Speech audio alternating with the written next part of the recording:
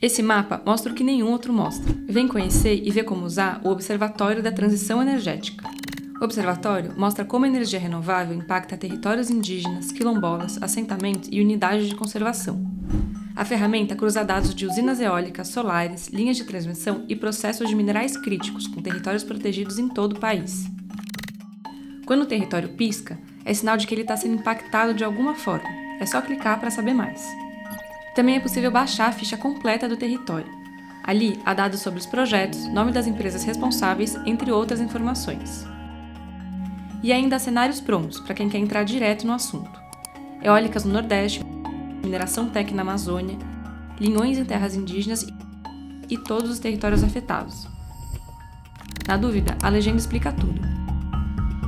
Explore, navegue, baixe os dados.